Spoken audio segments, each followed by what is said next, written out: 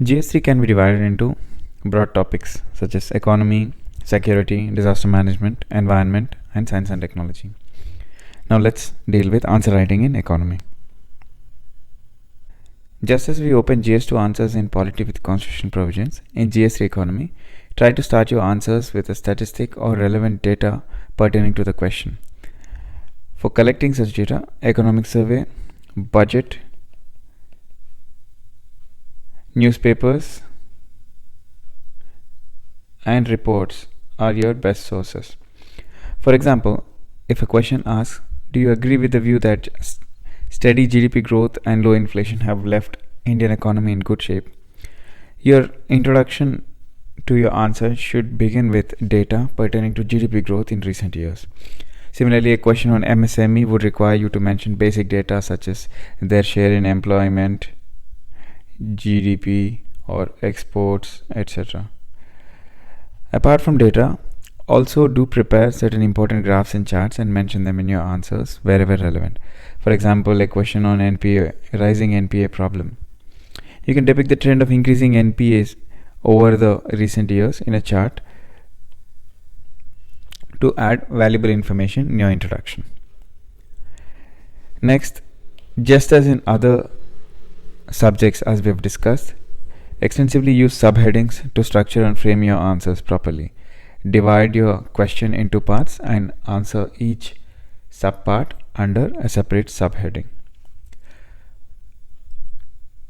Thirdly, answer broadly. What do we mean by this?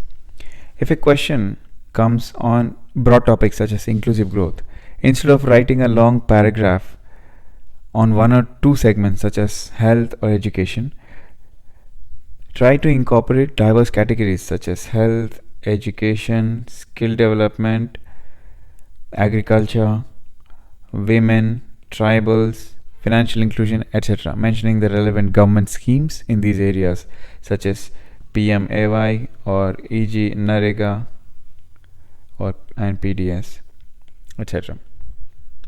Lastly, for answering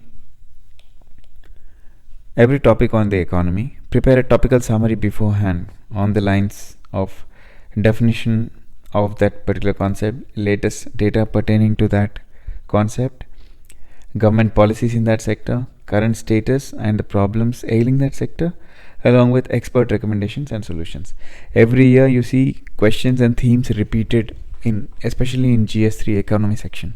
Once you prepare such a basic snapshot framework for all the topics, as and when you find those topics, it will become much easier to handle them in the exam hall.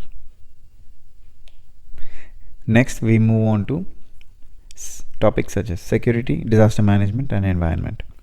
There isn't much specific about answer writing under these segments, as questions are generally predictable as they tend to focus on current affairs.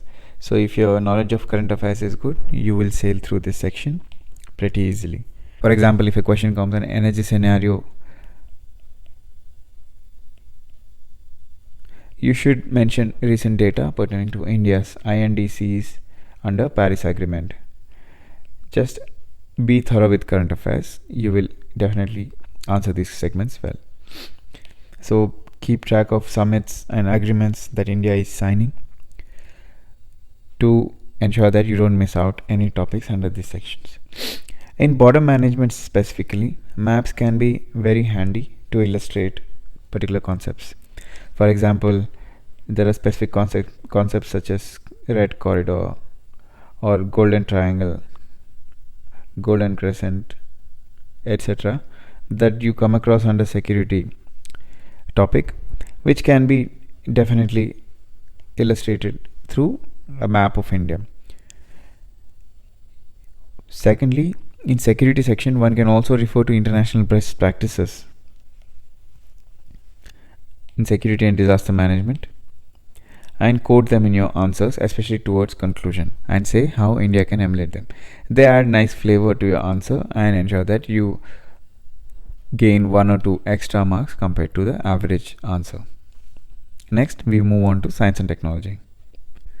To answer science and technology questions well, first you must have fundamental understanding of basic static knowledge on core areas that are generally asked in UPSC. These include space topics and concepts such as GSLV, PSLV, cryo engine, etc. Nuclear related concepts such as nuclear fission, fusion, fast breeder reactor, etc. Similarly, under biotech, you have certain concepts such as gene editing, stem cells, GM crops, etc. So try and prepare and understand these basic concepts well before you attempt current affairs in science and technology. You can use any coaching material to develop a basic understanding. Also use internet extensively to clarify any of the doubts that you may have. Now once you have this basic knowledge, what you have to do is just try and find out any scientific issue that is recently recurring in news and develop a basic framework around that particular scientific issue. The framework goes along the lines of first the concept and a relevant schematic if possible. Why is that particular thing in news? The potential benefits of that scientific concept across multiple dimensions, the threats if any it poses, and finally solutions that we can make it to make it beneficial to everybody. Just analyze every scientific topic that is recently recurring in news under this segment. It becomes much easier to answer any question in science and technology. Now let us understand the principles discussed here through a sample answer.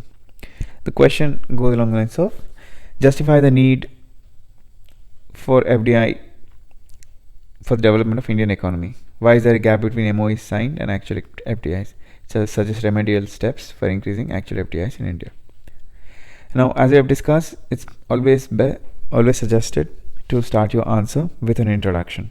So here we introduce saying FDI refers to long-term investment by a company of one country in a firm located in another country. Simple and sweet. We also throw in a statistic, a chart that shows FDI inflow in the past 5-6 years into India. Next, we tackle the first part of the question, that is the justifying the need of FDI for development of the Indian economy. So you add various points under different dimensions. So you add why FDI is a specific stable long-term investment, there is technology transfer, human resource development, creation of jobs, tax revenues, etc. So this essentially answers the first part of the question. Next, under the separate second subheading, you discuss and define what an MOU means. Then you list out reasons why there is a gap between FDI and MOU. So here we discuss various reasons such as litigation, red tape, along with particular statistics and World Bank reports, land acquisition problem, uncertain tax policies. So please keep a note of how we mention a lot of examples and reports to make your answer practical and relevant. And then we move on to the remedial steps that we should take, where we write about IPR policies, land reforms, DTAs, ease of doing business, certainty in taxation, insolvency and bankruptcy code, etc., etc., to make it broad and at the same time specific to the question that is asked.